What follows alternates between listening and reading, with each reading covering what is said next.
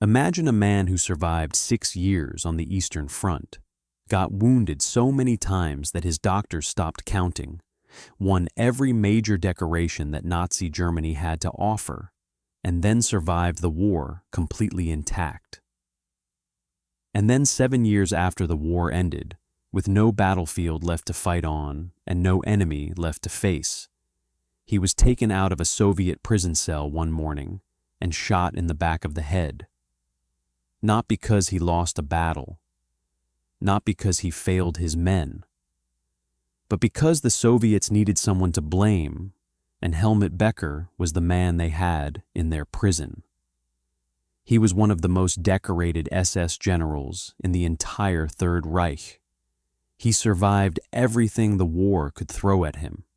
and in the end, it was a Soviet bullet in a prison courtyard that finished him off 7 years after the fighting stopped. His name was Helmut Becker, and this is his story.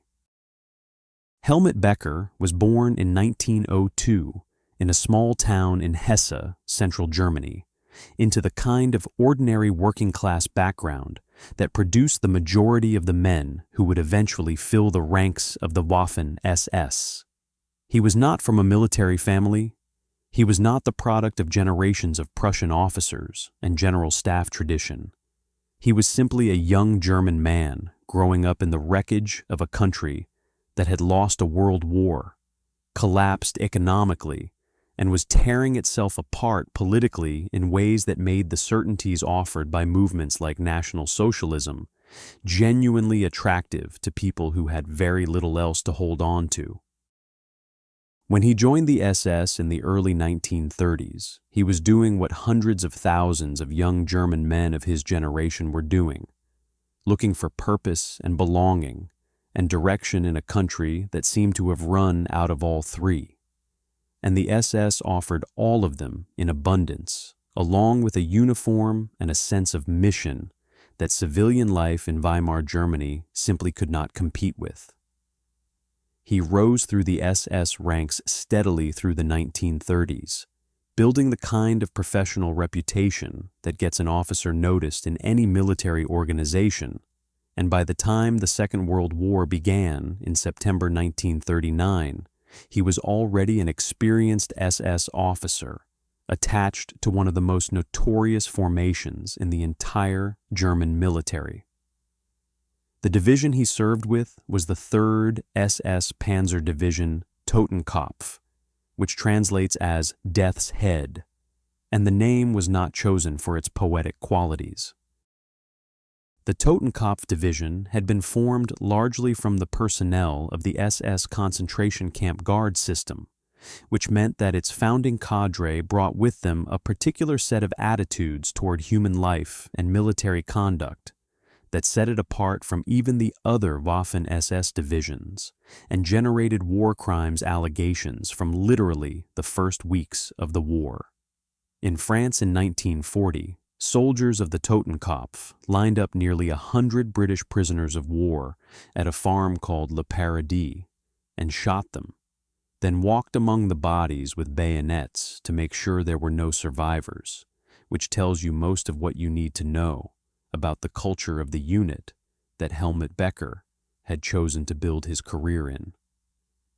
But whatever the Totenkopf division was doing to prisoners and civilians behind the lines, on the actual battlefield, it was one of the most ferociously effective fighting formations in the entire German military, and Becker was one of the main reasons why.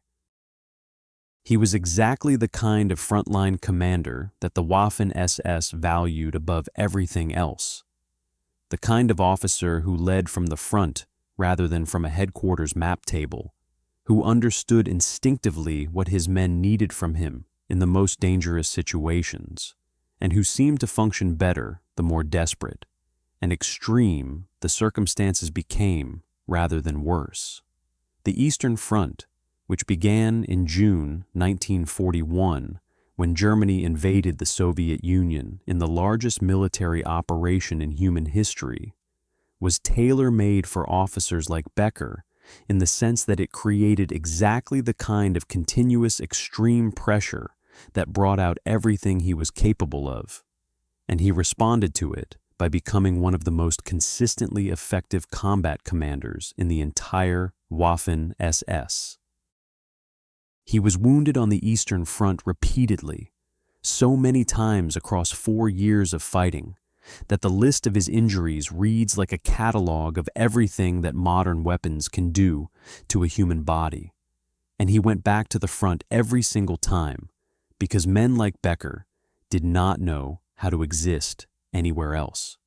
The Eastern Front was not simply a military experience. It was the defining experience of an entire generation of German soldiers, a place so vast and so brutal and so unlike anything that Western European warfare had produced, that it transformed everyone who fought there in ways they could never fully explain to anyone who had not been there themselves. The distances were incomprehensible to men raised in Western Europe. The Soviet resistance was relentless in a way that French or British resistance had not been, absorbing losses that would have ended any Western army and continuing to fight, and the ideology driving the war on both sides produced a level of brutality that went so far beyond normal military conduct that the concept of normal military conduct had effectively ceased to apply. By 1943, Becker was given full command of the Totenkopf division, the formation he had served with since the beginning of the war, and he led it through some of the most significant and costly battles of the entire conflict. He commanded the division at Kursk in July 1943,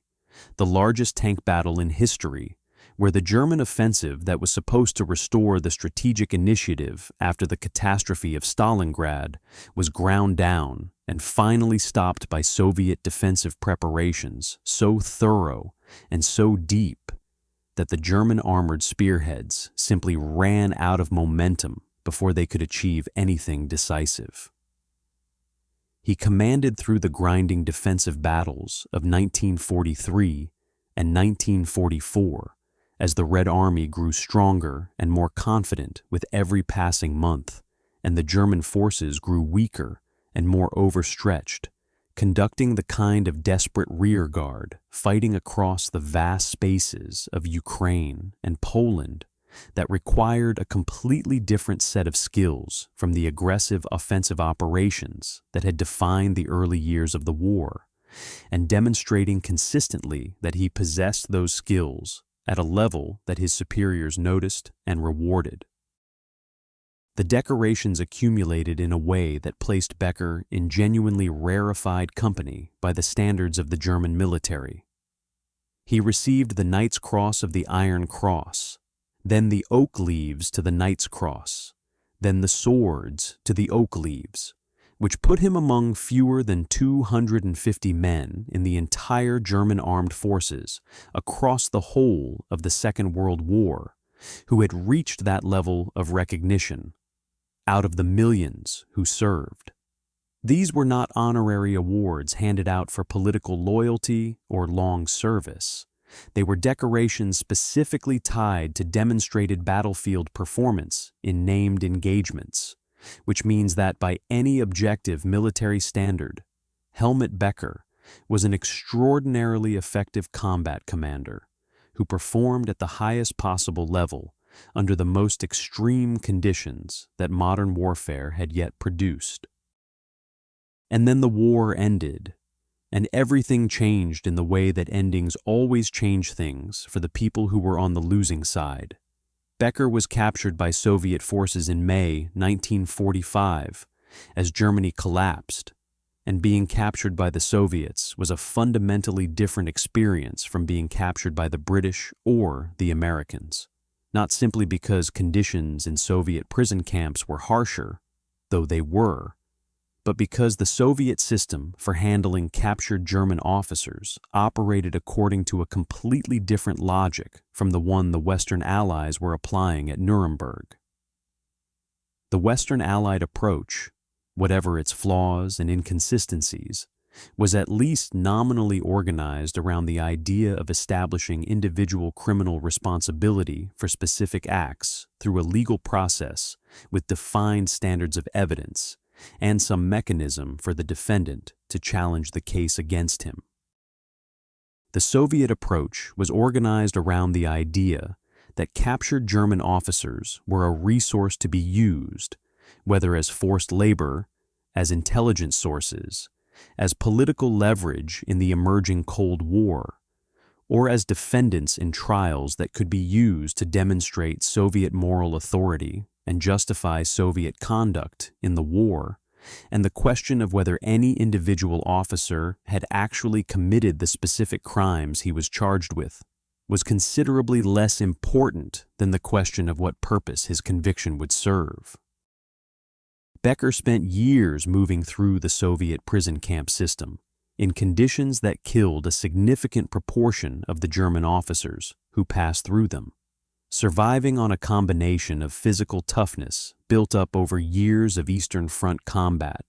and whatever psychological resources a man accumulates when he has been in genuinely life-threatening situations so many times that mere deprivation and hardship cease to register as the worst thing that could happen to him.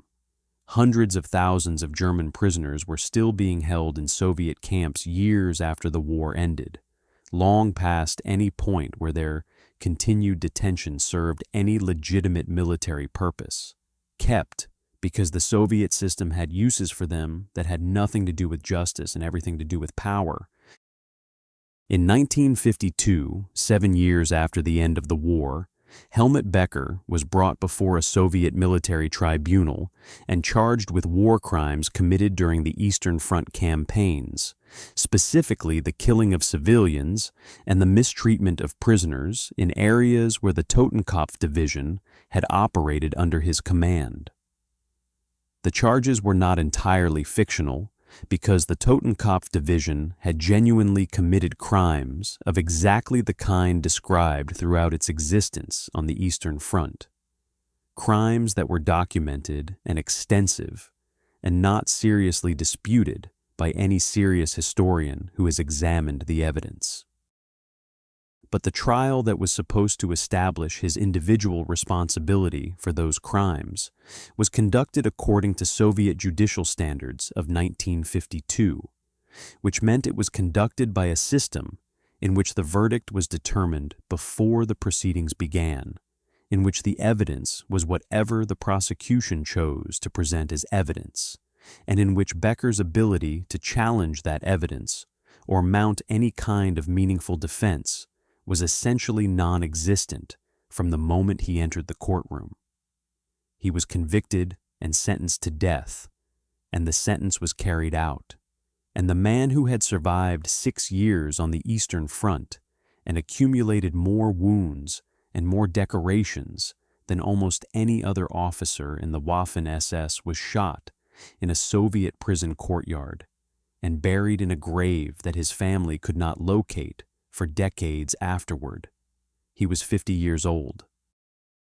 The question of whether Helmut Becker deserved what happened to him is genuinely complicated in a way that is uncomfortable for anyone who prefers their history to deliver clean moral verdicts.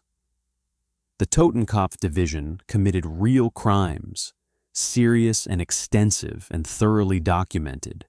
and Becker commanded that division and bears the responsibility that command carries with it by definition. At the same time, the Soviet trial that convicted him was not a serious attempt to establish legal accountability for specific criminal acts. It was a political proceeding conducted by a system that had itself committed atrocities on a massive scale, and that held German officers to a standard of justice that it never applied to its own commanders or its own conduct. Becker may well have been guilty of the crimes he was charged with, but a Soviet military tribunal in 1952 was not capable of establishing that guilt in any way that deserves to be called justice. And the difference between those two things matters even when the person on the receiving end of the injustice is not someone you are inclined to sympathize with.